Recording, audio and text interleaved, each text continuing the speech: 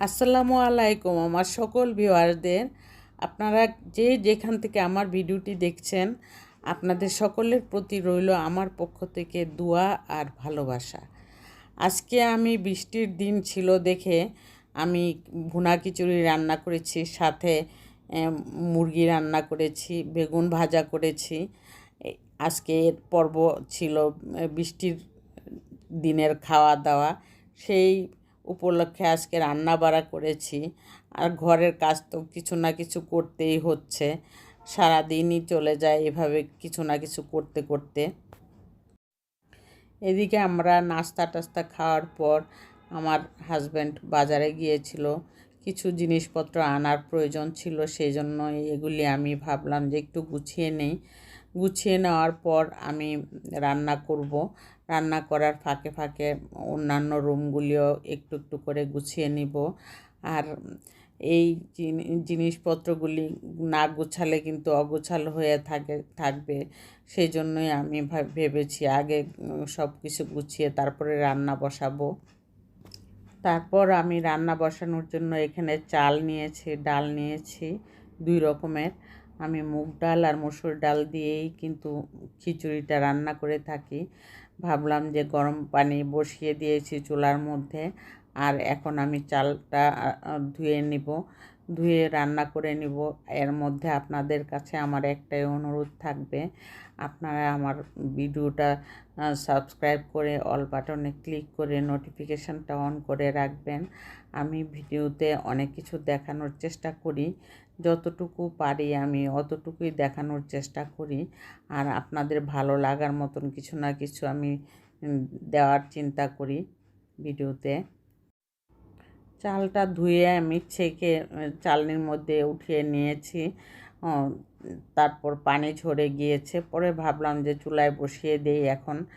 আর এইখানে আমি এই জন্য একটি ননস্টিক প্যান বসিয়ে 1 কাপ তেল দিয়েছি, 1 কাপ পেঁয়াজও দিয়ে দিয়েছি। পেঁয়াজটা যখন ভাজা ভাজা হয়ে আসলো, এমন সময় আমি দুইটা এলাচ, 2টা দারচিনি দিয়ে দিলাম। দেওয়ার পর আমি একটু হলুদের গুঁড়া দিয়ে একটু তেলের মধ্যে ভেজে নিয়েছি। তারপর আমি চালটাও দিয়ে দিয়েছি, কারণ এখানে এখন পানি দেওয়া যাবে না, সেজন্য চালটা ভেজে নিতে হবে। বিধায় আমি পানি না দিয়ে চালটাই দিয়ে দিয়েছি। এখন চালটা আমি একটু ভেজে নেব। ভেজে নেওয়ার পর আমি আস্তে আস্তে সবগুলি মশলা দিয়ে দিব, যেটা যেটা ভুনা খিচুড়িতে দরকার হয়।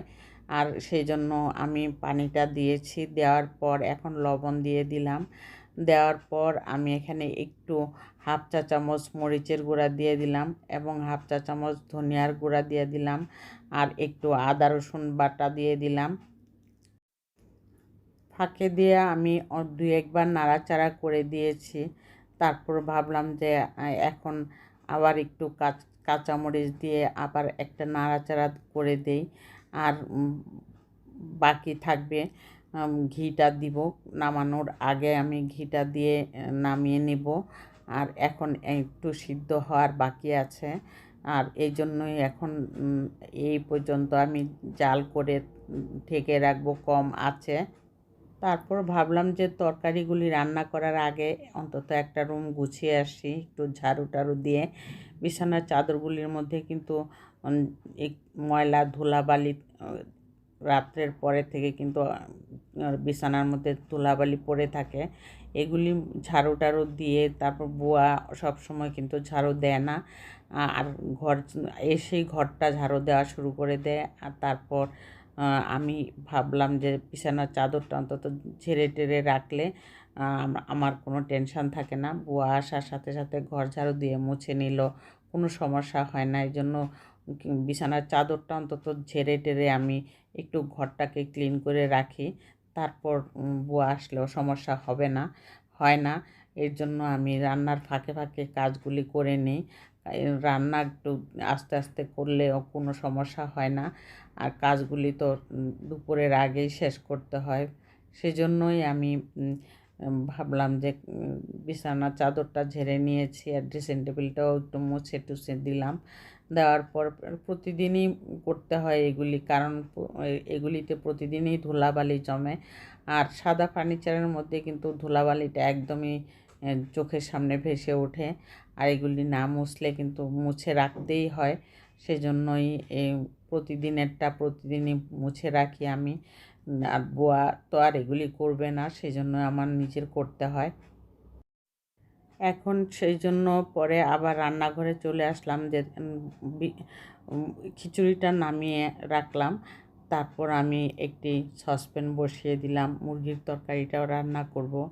আর এখানে আমি মুরগির তরকারি রান্না করার জন্য তেল আর পেঁয়াজটা ভাজা ভাজা করে তারপরে আমি হলুদের গুঁড়া দিয়েছি, দিয়ে একটু ভাজা ভাজা করে নিয়ে তারপর আমি পানি দিয়েছি একটুখানি। পানি দেওয়ার পর আমি মরিচের গুঁড়া, ধনিয়ার গুঁড়া, ভাজা জিরার গুঁড়া, এলাচি, দারচিনি, এগুলি সব কিছু যা দেওয়া দরকার সব কিছু দিয়ে এখন আমি আলু আর মুরগিটা একসাথে দিয়ে দিয়েছি। কারণ এইভাবে দিলেও কোনো সমস্যা হয় না। আমি এত বেশি কষানোর মতন ধৈর্য আমার থাকে না, সেই জন্য আমি এভাবে দিয়েই আমি রান্না করে ফেলি, পরিমাণে পানিটা একটু কম দিয়ে থাকি।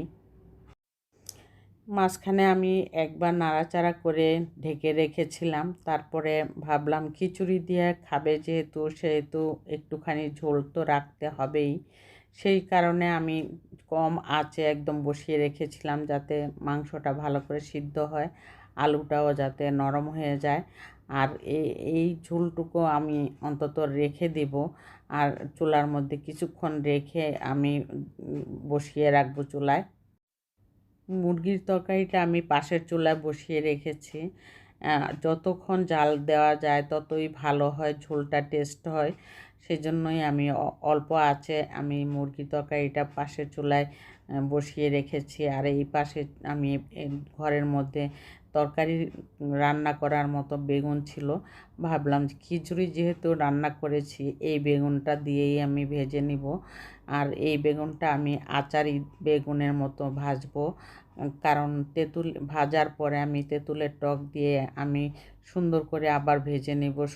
এটা আপনারা খান কি না জানি না, আমি এভাবে করে খাই। বেগুনটা যখন ভাজা হয়ে গেছে একদম কমপ্লিট, ওই সময় আমি একটা সাইড করে রেখে, তেল ছিল অনেকটুকুই, সেই তেলের মধ্যে আমি 1 কাপ পেঁয়াজ দিয়ে দিলাম। পেঁয়াজটা এখন আমি ভালো করে ভেজে নিব।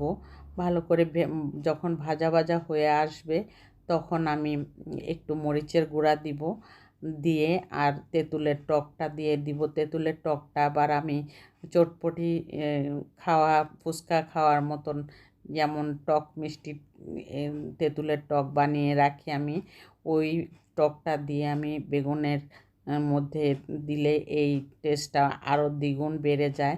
আর এটাকে আচারি বেগুনের ভাজা বলা হয়। আচারি বেগুন তো অনেকেই রান্না করে, ওইটা আরেক রকম, কিন্তু বেগুন ভাজার মধ্যে যদি এই তেঁতুলের টকটা দিয়ে রান্না করে আপনারা খেয়ে দেখেন, যদি কোনো সময় আপনারা নিজেরাও তৈরি করে খান তাহলে বুঝতে পারবেন এটার টেস্ট কিন্তু দ্বিগুণ বেড়ে যায়। আর খিচুড়ি দিয়ে তো কোনো কথাই নাই, তেঁতুলের টকও খিচুড়ির সাথে যায়, বেগুনের ভাজাও খিচুড়ির সাথে যায়। এই জন্য আমি এই খিচুড়ি রান্না করলে আমি এরকম করে বেগুনের ভাজাটা করে রাখি। আর এটা আমাদের খুব অনেক পছন্দের, আমাদের বাসায় সবাই অনেক পছন্দ করে খায়। বেগুনটা যখন হয়ে আসলো তখন আমি বাটিতে অবসর করে নিয়েছি ফ্রাই প্যান থেকে। দেখুন এরকম করে বেগুন ভেজে নিলে কিন্তু খিচুড়ির সাথে অনেক মজার সাথে খাওয়া যায়। আপনারা যারা এভাবে না করে থাকেন, আর যদি করে থাকেন তাহলে কোনো কথা নেই, আর যদি না খেয়ে থাকেন এভাবে তাহলে আপনারা করে একবার দেখবেন, খুবই টেস্ট লাগে। আর বৃষ্টির দিন তো খিচুড়ি কোনো কথাই নেই। আর খিচুড়ির লুকটা দেখুন কত সুন্দর হয়েছে, যেমন দেখতে সুন্দর লাগছে তেমন খেতেও অসাধারণ মজা হয়েছে। আর এই খাওয়াটা বৃষ্টির দিনের জন্য একদম পারফেক্ট সময়। আর সেই দিনটা আমরা খুব এনজয় করে খেয়েছি, আর মজাও হয়েছে। আর আজকের জন্য আমি এখানেই বিদায় নিচ্ছি। আপনারা ভালো থাকবেন। আল্লাহ হাফেজ।